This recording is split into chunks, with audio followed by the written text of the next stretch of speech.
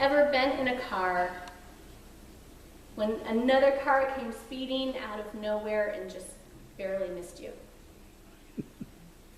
Or maybe you were eating something that got lodged in your throat and, praise God, someone came up behind you and whacked it out and loosened it. I know some of you have battle scars from where you have survived that awful C word. And some among you may have coded just long enough where you might be pretty sure that you're down to 7 or 8 of your original 9 lives. I think it happens to most of us, one way or another. Well, about a month ago, my friend Cindy, who I went to college with, learned that an electrical lead connecting her battery pack to her pacemaker had malfunctioned and was no longer working after 14 years. The procedure was supposed to be relatively routine, but something went wrong. The way I understand it is that in attempting to remove the electrical lead, Cindy's superior vena cava vein was cut. She bled out. Her doctor spent 40 minutes or more performing CPR on her so that she could stay with us. Her head was then packed in ice and she was in an induced coma for at least a day or so. Well, Cindy's now home, and she is recovering slowly but surely. She's been hearing the word miracle a lot, as in she is a miracle. She's heard this not just from friends and family, but also from medical staff. It rings true. Cindy thanks us for our prayers. We prayed for her. And she is certain that if it wasn't for prayer, she would not still be here. And it makes one ponder when we think about these life-saving experiences. Are they also life-changing? Or do we just give thanks to God and then move on as if nothing happened, tucking all of those memories and emotions away so we can go on like nothing happened? Well, in John's Gospel today, we encounter someone else whose life is also a miracle. Lazarus was Jesus' friend.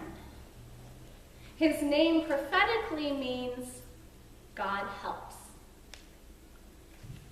But Lazarus got sick, and Lazarus died. Jesus wasn't there to save him. Though there were other times when Jesus healed people from a distance, so I'm not exactly sure what the problem was. If there was a bad connection, I'm not sure. Maybe Lazarus was already dead by the time that Jesus got the message that he was sick. When Jesus did finally arrive in Bethany, Lazarus had been dead for 4 days. Now, in the ancient Jewish culture, there was this way of thought that 3 days was the test point for somebody actually being dead. Maybe it was the lack of medical science, but the thought was that within those first couple days, there was a chance they might wake up, or their soul was hovering there. So when we hear that Lazarus was dead for 4 days, that means that Lazarus was really, really, really dead. And there would have been a stench. But still, somehow, somehow Jesus convinced those who were there to open up the tomb. And then Jesus gave thanks to God. The next thing we know, those who were there are unbinding, unwrapping a very much alive Lazarus. Okay. It makes me wonder what Lazarus did next.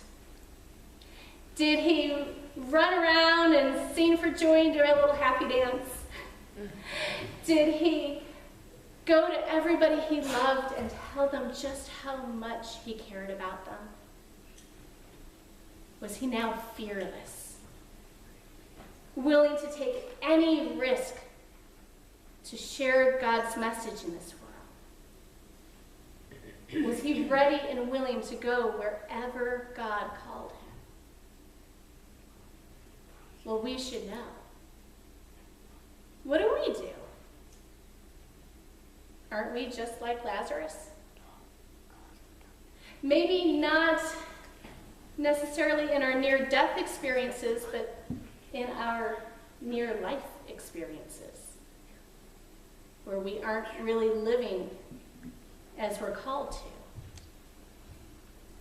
Haven't we all had dry bone moments where we have entombed ourselves and shut ourselves out from the world, out from the light and hope? Haven't we had times where we have cut ourselves off from everyone else, focusing just on ourselves? I suspect that most of us left to our own devices are probably like Lazarus on day 3 of being dead.